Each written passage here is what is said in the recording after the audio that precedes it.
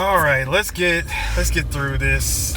But no, I don't mean that in a bad way. No, not in a bad way.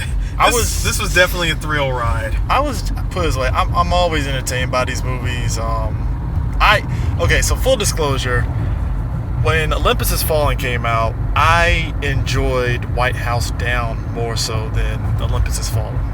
I thought White House Down was good. Yeah, I thought White House Down was the better of it and stuff, just because of the concept and stuff. And it doesn't mean Olympus Has Fallen was horrible by any stretch. It was just what both movies were doing. One just felt a lot better than the other and stuff. But Olympus Has Fallen was ridiculous. But again, we're following these three movies about the adventures of Gerard Butler as the super secret, secret agent for the. Why did I say secret agent? Secret Service agent for the president and stuff. And I think the first two movies, it was what's his face that played Two-Face in Dark Knight. In Dark Knight. God, I can't remember his name. Shit, forgot his name. But he was the Secret Service agent for him. And then the situations that happened in London Has Fallen resulted in Morgan Freeman becoming Aaron Eckhart. That's the guy. Thank you, Aaron Eckhart. Aaron Eckhart was president. And so the situation in London Has Fallen basically made it to where Morgan Freeman ended up becoming president.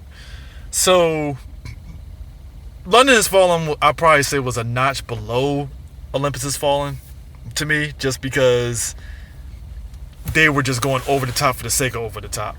Like, it was just like, all right, so he's in London, he's just doing crazy ass shit, and he's working with the SAS because reasons. Okay, whatever. So Angels Has Fallen hits, and I'm just gonna say this is like Call of Duty mixed with Metal Gear. Okay, I got you. Let's see, the following vibes war I got. War is hell. There was war has changed. War has changed. You know, I was half expecting the guns to be ID tagged and stuff. Bang, bang, bang. But no, what the vibes I got off the break from the beginning to end was Call of Duty, Metal Gear Solid, Splinter Cell, and surprisingly a little bit of Uncharted. But no, in no way am I saying that these were bad things. No, they were all great things that made me enjoy the movie even more. Yeah, if you enjoy those over-the-top aspects from those games, that's fine. Like Gerard Butler, again, he's our Secret Service agent extraordinaire, and the movie very much really leans heavy on the he's old. Yes, CTE. Yes. Our main character is battling with concussions and CTE issues. Mm-hmm. He's taking popping pills, trying to man up through it. Trying to be quiet about it. Yeah. Well, he's doing what most people, when you get up in age and something happens, you're thinking, I still got it. And he's having those migraines and stuff, and they really lean heavy into it, like he's the old grizzled veteran. Old grizzled vet. You know what? This movie did not have any shortage of old grizzled vets. Bruh, that shit should have been Old Grizzled Vet, the movie. It really should have. I mean, it's Oh, and there's one other vibe I got from the movie. Hobo with a shotgun. Bruh. So basically, again, no spoilers. So basically, the overall setup is Gerard Butler.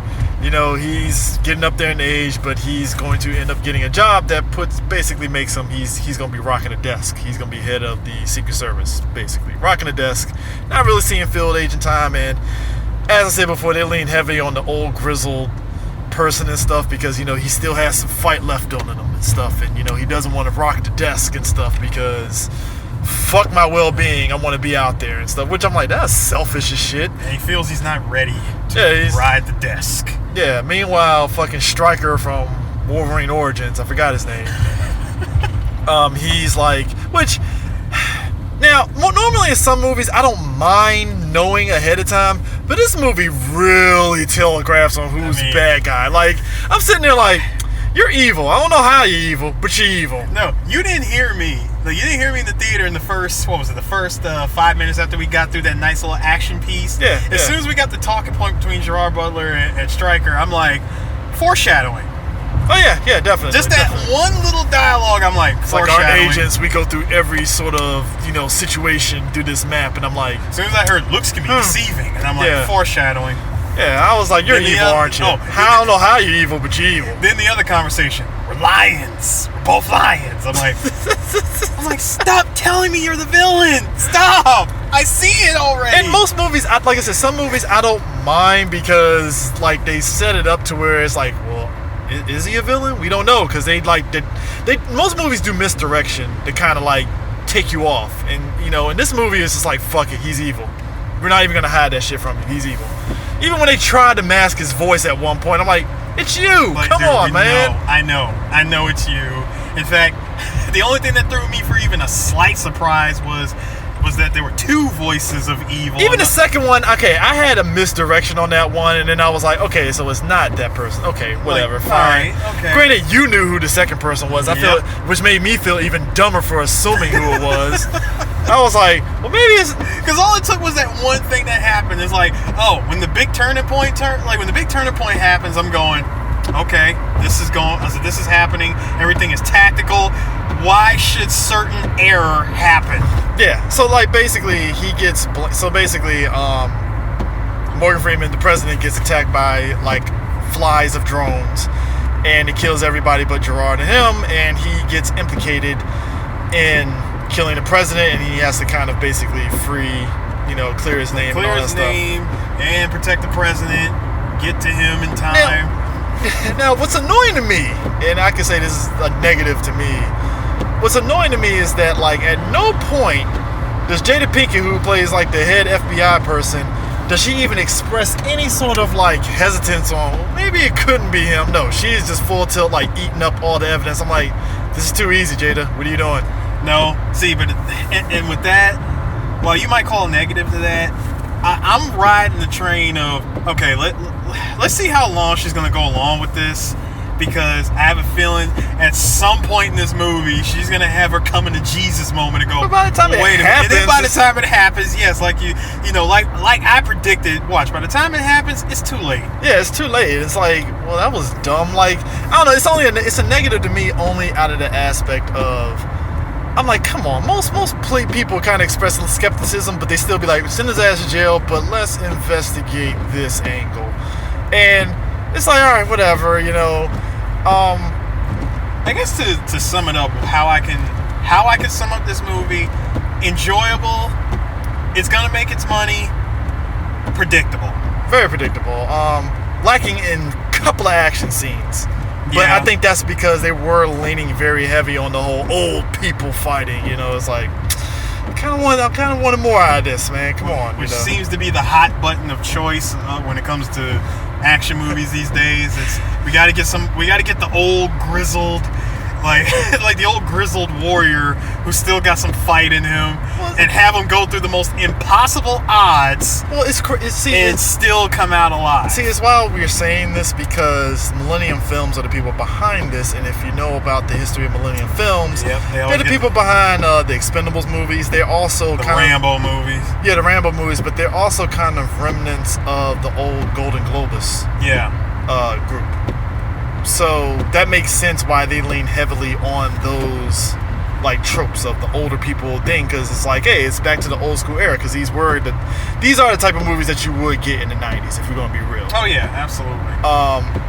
I'll say this though, special effects were funny at certain points. Oh, they were. There's a building that explodes, and I'm like, oh, that is so obvious green screen. Oh my god, you couldn't even, like, the building, clearly they literally did blow up a building, but I'm like, you couldn't just keep, like, hey, they're literally running away from the dust, just get one take in that. Like, I think the one CGI that made me laugh hysterically internally was seeing my man on the 50 cal sniper rifle hanging out of the chopper. I'm just looking in the background like, wow, you not believable. I'm like, wow, you are really enjoying yourself in that, like on that sound stage, huh? now, of course, Blu-ray could come out and it could totally prove me wrong. And I don't predict that happening. I don't predict it happening of it proving me wrong. That I'm the optimistic one. Yeah, like no, seriously, you could put out the Blu-ray, show me the behind the scenes of him actually being up there, and I'm like, oh, so they actually shot this from a distance. Like, okay, but from what I saw on that big screen, that was looking pretty sound stages. Oh yeah, and we get a little subplot with him being on the run. If you've seen the trailer. Nick Nolte is in the movie, and I love him. He's actually really good in this movie. You'll definitely enjoy Nick Nolte in this. I thought he was great. Him and Gerard Butler have good camaraderie as a father. I mean, I gotta be real.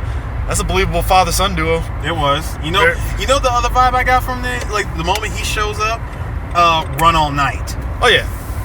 I mean, it's like that. Their vibe as father and son is, again, it's the very tropey. I left my family and stuff, but they lean heavily on the reason why is because war is hell. Telling them like all the wars are the same. Iraq, you think it was Iraq is different than the Vietnam? You think Nam is Nam's different than the Korean War? It's all the same. Crazy. It's like, okay, we get it, man. Government need to take care of veterans. I get it. PTSD is a thing. Cool. But yeah, it like I said, it's fine. It is what it is and stuff. I mean, I wouldn't say go out and rush to go see it. I would say if you have, put it this way, if you've seen every other movie, Hobbs and Shaw like 5 times, I guess go see this. Hobbs and Shaw. Like if you've seen every movie that's come out this summer, go ahead and add this one to your list. Yeah. Also, if you've seen the first 2, then fuck it, you might as well just go ahead and just finish it all out, round it out, watch this, and get it over with and stuff. Which they're gonna make a 4th. I don't see that happening. At least the first 3 I get. 4th, you're stretching it there, buddy. You're stretching it, but hey, look what happened with Hobbs and Shaw. The Hobbs and Shaw is different, though. It's different, but look, I love the movie. Was it needed? The 4th, but see, if they do a 4th one, it's like you're gonna have to focus on New Generation, which has been like every other action movie trilogy. Like who's gonna take the baton and stuff. Oh, shout out to our homeboy from John Wick 3 and The Wire. The fuck's the dude's name? Plays the concierge. Yeah, concierge from the Continental. John Wick 3, man. He was great in this movie. Like I said, he gives them same death stares when he's disapproving. Disapproving stare the whole time. Not to spoil, but at one point in the movie when when he's doing his job, I was just waiting. Like it'd have been hilarious if he had just bullshit. If he just said if he just walked into the room and just said armor-piercing shells. I mean, at first I'm thinking, it's like when I see him, I'm thinking that he's going to sit there and just speak in his like English accent or whatever and stuff, like Mr. Wick, like that. But it's like, no, he's playing it straight and stuff, which I'm fine with. Like I said, he pretty much plays the role that he plays and stuff, and I actually enjoy it a lot and stuff. So it's good. But I'm sitting at a 7 with it, to be honest. That's what. I give 7.5. It was, again, I enjoyed it. Yeah. I some good it's laughs. A throwback. I got good laughs out of it. It's definitely a throwback. If you're one of those guys or even women that like to see, good old fashioned blowing up stuff movies from the 80s. And not on some Michael Bay stuff. Not saying Michael Bay stuff is bad, but just that old school stuff. Well, I would say the action. If we're talking about the action was fine. There were a couple of spots, like I said, there were at least 2 action scenes where it was lacking, but like I said, that was them leaning heavy on like, it's the old guy or whatever and stuff. I would say so there's part in the movie where he's fighting some dudes in a car. That was a little wonky to me because I know it was complete darkness. I get it. Number 1 is in the dark. Number 2, close quarters. Number 3, I can only imagine the cinematography it took to shoot that scene inside of a car. Yeah. And again, before going off my score of 7.5, definitely giving high points to the cinematography. It was definitely shot very well. Well, the drone scene, I would give that. The drone scene especially is probably the only one that I would say, that was actually pretty framed, perfect. Yeah. And just the whole movie overall, just the way it was shot looked really good. I really enjoyed it. Yeah, like I said, action is what you expect out of it and stuff. Like I said, it's put it this way. Millennium Films know what they need to do when they make these films. So I'm curious of what is going to be next on it. Like I said, I think we got Rambo. Yeah, Rambo Last Blood. Last Blood is going to probably be one of theirs, which it's Rambo. I don't know what you expect out of a Rambo movie. You know what you're getting. So I expect a lot of high blood count and stuff, just like this movie with Gerard Papa Kid. I mean, yeah. Yeah, there's going to be a body count. Oh, there's going to be a body count, definitely. So, but anyways, yeah, that's it, guys. Peace. Done.